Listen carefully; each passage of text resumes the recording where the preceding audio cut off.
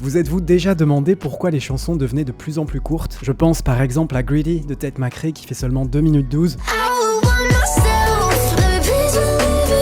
Ou encore au dernier Aya Nakamura qui fait 2 minutes 37. Si vous vous demandez comment les plateformes de streaming et notre capacité d'attention façonnent les tubes de demain, alors vous êtes au bon endroit, c'est parti.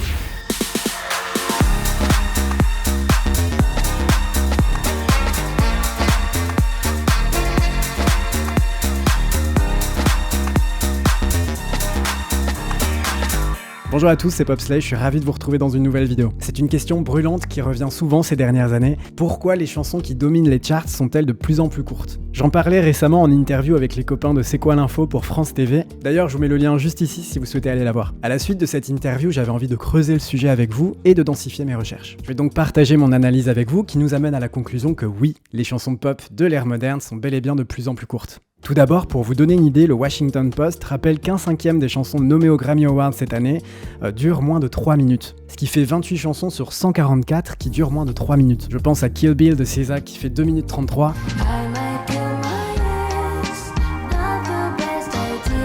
Ou encore Barbie World de Nicki Minaj et Ice Spice qui fait seulement 1 minute et 49 secondes.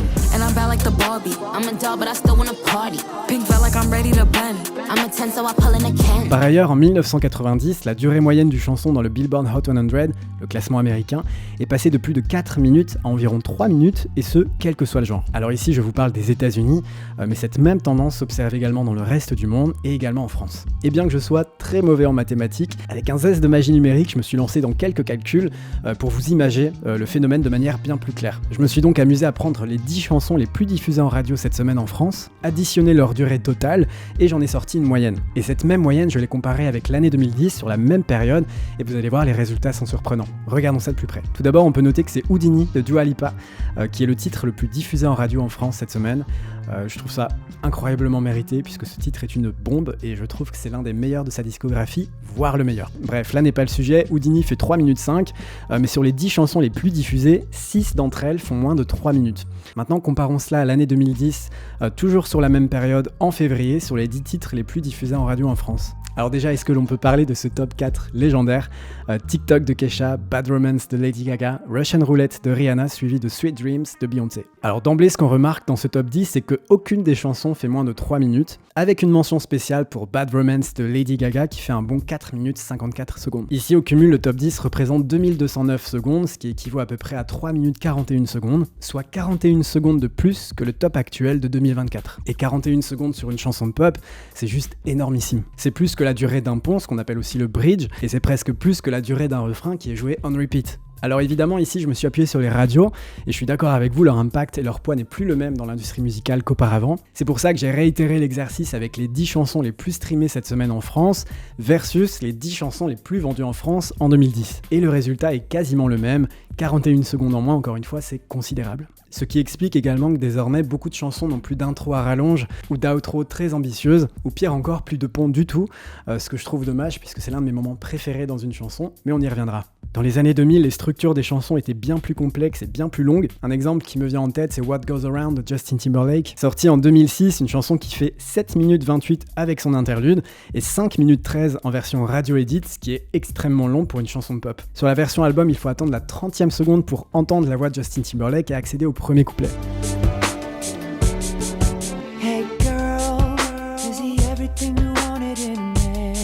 Et aujourd'hui, 30 secondes, c'est un chiffre sacré. Pourquoi, me direz-vous ? Eh bien tout simplement parce qu'à l'ère du streaming, pour comptabiliser une écoute, il faut au moins écouter 30 secondes d'une chanson. Ainsi, si What Goes Around était sorti aujourd'hui, je suis convaincu que l'intro aurait été beaucoup plus courte. Maintenant, qu'en est-il aujourd'hui ? Je vais me pencher sur le top streaming monde sur Spotify. On y retrouve Beautiful Things de Benson Boone, et ici sa voix arrive à la 6e seconde. For a while there it was rough, but lately I've been doing better. Pareil pour Cruel Summer de Taylor Swift, et c'est à peu près la même chose pour Flowers de Miley Cyrus, pour qui la voix arrive à la 7e seconde. We were good, we were gold, kind of dream Alors attention, il existe évidemment des contre-exemples et des exceptions. Je parle ici d'une tendance générale et ça ne s'applique pas forcément à toutes les chansons qui sortent aujourd'hui. Cela peut s'illustrer par exemple par Houdini, qui malgré sa courte durée met en avant la voix de Dua Lipa à la 17e seconde, mais qui commence directement par une partie du refrain.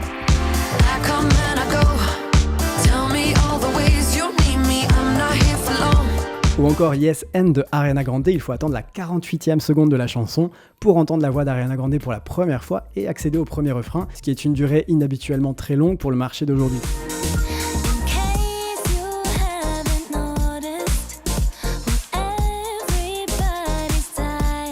Ainsi, une question sous-jacente a sonné dans ma tête au fur et à mesure de mes recherches, et je me suis demandé, mais est-ce que la chanson pop parfaite existe aujourd'hui ? Et là, je parle au-delà de notre lien émotionnel et de notre vécu. Existerait-il une formule magique pour parvenir à la chanson pop parfaite ? Une sorte de méthodologie précise qui pourrait s'appliquer à toutes les chansons ?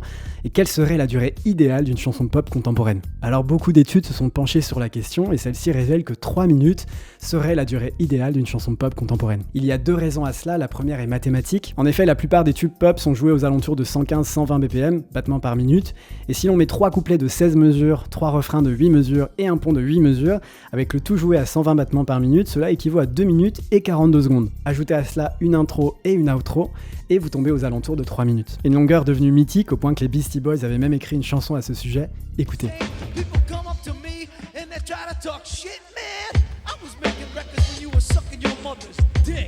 Cela me fait penser également à une chanson de Billy Joel qui disait ceci.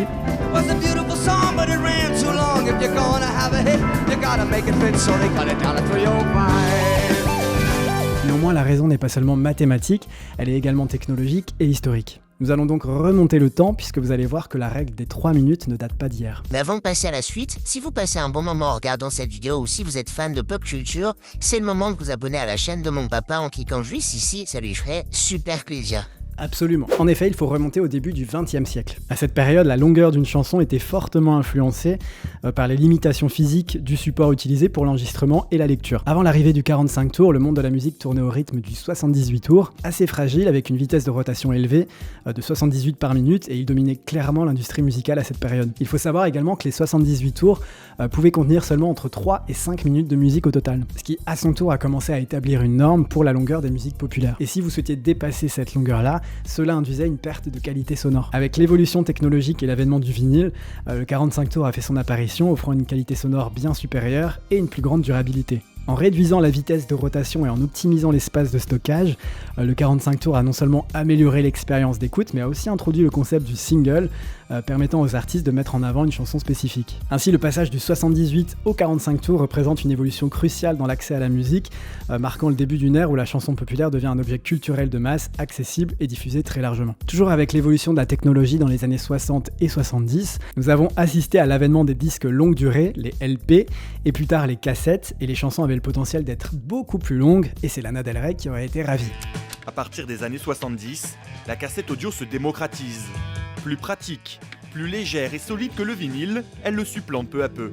Vu que les cassettes et CD n'avaient pas les mêmes limitations de temps du vinyle, cela permettait aux artistes d'avoir plus de flexibilité et plus de liberté dans l'écriture des chansons. Ainsi, la longueur moyenne des chansons a atteint un pic de 4 minutes 21 secondes en 1992. En effet, nous avons vu une augmentation des compositions plus longues, et plus particulièrement dans le rock et la musique progressive. Je pense par exemple à Like a Rolling Stone de Bob Dylan qui dure plus de 6 minutes, ou encore à Hey Jude des Beatles qui dépassait les 7 minutes. Malheureusement, tout le monde ne pouvait pas en faire autant. Finalement, malgré ce potentiel et cette possibilité de faire des chansons beaucoup plus longues, le format de 3 minutes a vraiment persisté. Sans doute parce que ce format était vraiment rentré dans l'inconscient collectif. La fin du 21e siècle et le début du 21e siècle ont vu un nouveau glissement vers des chansons beaucoup plus courtes, stimulé par l'émergence des plateformes de streaming, mais aussi par le changement des habitudes des auditeurs, et c'est de ça dont on va parler tout de suite. En effet, parlons désormais de l'avènement du streaming et de son impact et des conséquences sur la production musicale. Comment et pourquoi l'algorithme des plateformes de streaming favorise et encourage des chansons de plus en plus courtes. Prenons l'exemple de Spotify qui est leader sur le marché mondial, les chiffres sont fous. En 2023, Spotify c'est 574 millions d'utilisateurs actifs mensuels, dont 226 millions, soit 30%, qui paient pour un abonnement premium. J'avance ces chiffres pour vous poser un cadre et pour rappeler qu'aujourd'hui nous consommons clairement la musique principalement en ligne. Néanmoins, ce qui est intéressant de noter, c'est qu'autrefois, le marché musical et même plus globalement le succès d'une chanson dépendait fortement de la radio. C'est vraiment elle qui avait ce rôle de trendsetteuse. Si votre chanson passait en boucle à la radio, c'était le succès assuré. D'ailleurs, ce qu'on appelle les radios edit raccourcissaient les chansons à environ 3 minutes et demie pour accommoder les segments publicitaires. Seulement aujourd'hui, on voit que le poids de la radio est un peu plus flou, un peu plus nébuleux. Clairement, aujourd'hui, c'est le streaming qui est roi et la dynamique a complètement été bouleversée. Et même nos habitudes à nous, en tant qu'auditeurs, ont complètement changé. Les plateformes disposent d'un catalogue sans limite. Spotify, c'est 80 millions de titres, Deezer, 90 millions et Apple Music, plus de 100 millions. Il y a tellement de chansons disponibles que pour être efficace, sortir du lot et séduire l'auditeur, il faut être accrocheur dès les premières secondes. Sans quoi l'auditeur se lasse et passe directement à autre chose du bout des doigts. Et comme je vous disais, pour pouvoir générer de l'argent en streaming, il faut que votre chanson soit écoutée au moins 30 secondes. Et donc ce modèle de rémunération incite les artistes à faire des chansons plus courtes. Car les chansons courtes encouragent plus d'écoute, et plus d'écoute signifie plus d'argent, plus de royalties. C'est ce qu'on appelle dans le jargon la replay value, ou la valeur de réécoute, se référant à cet attrait persistant qui incite les auditeurs à jouer la chanson plusieurs fois. Une caractéristique essentielle dans l'ère actuelle où la facilité d'accès à la quantité infinie de choix de musique place une importance accrue sur les chansons qui captivent rapidement et efficacement l'attention de l'auditeur. Le but, c'est clairement d'obtenir une gratification instantanée avec une chanson qui va s'intégrer très facilement dans votre quotidien. Et ça peut passer par divers éléments, que ce soit une mélodie accrocheuse ou la découverte de nuances à chaque réécoute. Et tout ça encourage le désir de réécouter la chanson. Des chansons qui facilitent donc des écoutes multiples, renforçant leur présence dans la bibliothèque de ceux qui les écoutent et par extension génèrent plus de playlisting, plus de royalties, bref, plus d'argent pour les ayants droit. Cela paraît donc beaucoup plus rentable de produire des chansons plus courtes. D'ailleurs, selon plusieurs études, une chanson pop pourrait durer seulement 2 minutes d'ici plusieurs années. J'ai envie de vous dire, nous y sommes déjà, après le constat n'est pas non plus alarmant, il existe beaucoup d'exceptions. Néanmoins, attention, les plateformes de streaming ne sont pas entre guillemets les seuls fautifs dans cette histoire, puisqu'un autre paramètre qui amorce tout ça, c'est notre capacité d'attention en tant qu'être humain qui a drastiquement chuté ces dernières années. Nous sommes dans ce que j'appelle l'ère du scroll. En effet, sur les réseaux sociaux et les formats courts sur TikTok ou Instagram, vous devez capter l'attention très rapidement et ce dès les premières secondes. Pourquoi ? Parce que notre capacité d'attention a drastiquement chuté dans cette ère de surconsommation médiatique. D'ailleurs, il y a 2 ans, Microsoft a mené une enquête à ce sujet. L'étude révélait, je cite, que la multiplication des écrans, les réseaux sociaux et le nombre d'heures passées à zapper l'information avaient fait diminuer notre niveau d'attention. L'étude affirme également, je cite, que nous ne serions plus capables de nous concentrer plus de 8 secondes, alors qu'en 2000, la durée d'attention moyenne d'un être humain était estimée de 12 secondes. Cette capacité de concentration longue durée diminuerait à mesure que les usages numériques et l'utilisation de réseaux sociaux augmentent. Maintenant, quel est mon avis sur tout ça ?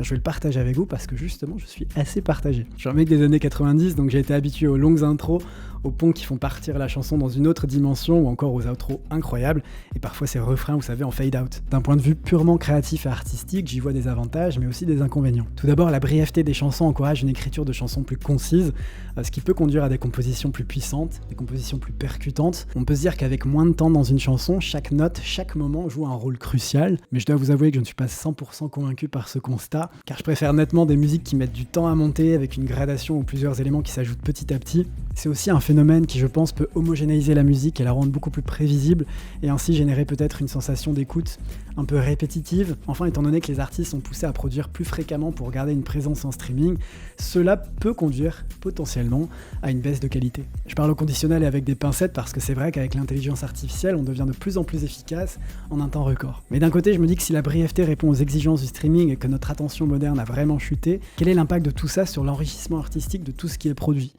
C'est une question que je me pose. N'hésitez pas à me faire part de votre point de vue dans les commentaires. D'ailleurs, dites-moi également si une vidéo sur l'intelligence artificielle versus le monde de la musique vous intéresserait.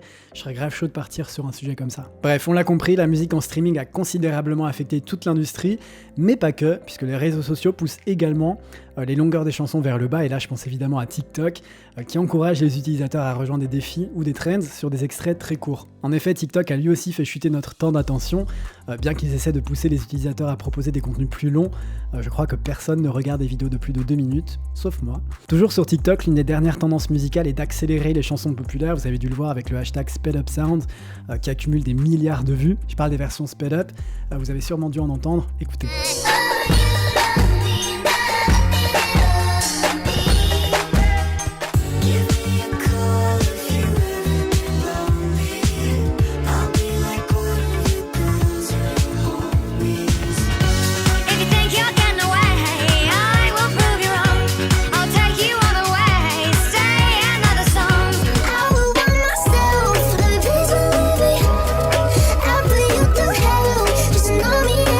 Les artistes et les labels s'appuient désormais sur cette tendance en publiant leurs propres remixes accélérés des chansons, tout ça dans le but aussi de récupérer des royalties dessus. Cela répond clairement à une demande et niveau business, c'est hyper intéressant. Comme TikTok est une application rapide, le public a une durée d'attention plus courte, et la seule façon de permettre aux auditeurs de rester jusqu'aux meilleures parties d'une chanson, c'est d'accélérer le BPM d'un morceau. Bref, fin de l'aparté sur les versions sped up, toujours est-il que les chansons pop deviennent plus courtes, il existe évidemment des contre-exemples, et ce qu'on observe aussi, c'est que certains artistes font le grand écart et proposent des versions extended de leurs chansons. Que ce soit Houdini de Dua Lipa ou encore Yes and, j'ai l'impression que les artistes se libèrent de la frustration qu'invoque le format court à travers des versions extended qui ravit à la fois les fans et qui permettent aussi de générer davantage de streams pour le même titre. Une méthode gagnante pour les trois camps finalement, l'artiste, les auditeurs et les plateformes de streaming. Et puis à côté de ça, vous avez d'autres artistes A-list très établis qui contournent ce phénomène et qui restent fidèles à leur art en ne prenant pas en compte ces injonctions algorithmiques et économiques. Lana Del Rey est pour moi le meilleur exemple à ce sujet. Cinnamon Girl et Venice Beach sont deux de mes tracks préférés de l'artiste, deux chansons qui font respectivement 5 minutes et 9 minutes 37.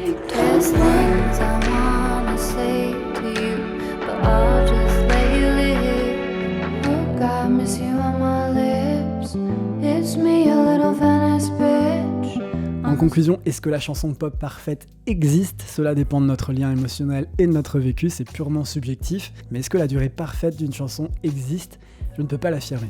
En revanche, ce qui est sûr, c'est que notre manière d'appréhender la musique, de l'écouter, de la découvrir, et même ce qu'on attend de la musique a radicalement changé depuis plusieurs années. Du côté des artistes, ceux qui souhaitent connaître un gros succès commercial doivent aujourd'hui plus que jamais se démarquer sur les plateformes de streaming, et selon votre statut, il est parfois inévitable de devoir conditionner la structure des chansons. Maintenant, c'est à vous de me donner votre avis dans les commentaires sur cette évolution-là. Dites-moi si vous préférez des chansons plus courtes ou justement des chansons beaucoup plus longues. En fait, est-ce que vous pensez que les chansons plus courtes permettent d'appauvrir ou au contraire d'enrichir l'expérience musicale? À vous de me dire dans les commentaires. Bref, si vous avez passé un bon moment en regardant cette vidéo et si vous avez peut-être appris des choses, n'hésitez pas à rétribuer la vidéo d'un like, à la partager autour de vous et à vous abonner à la chaîne, on est de plus en plus nombreux. Et si vous souhaitez continuer votre visionnage, je vous invite à regarder ma vidéo sur les diss tracks où je décrypte Obsessed de Mariah Carey, Bigfoot de Nicki Minaj ou encore Hiss de Megan Thee Stallion. Ou bien je vous invite à regarder mon interview avec Eddie De Pretto qui est venu ici, dans mon salon. Je vous la mets quelque part sur l'écran. Je vous embrasse tous, merci à tous pour votre soutien et à très vite dans une prochaine vidéo. Ciao!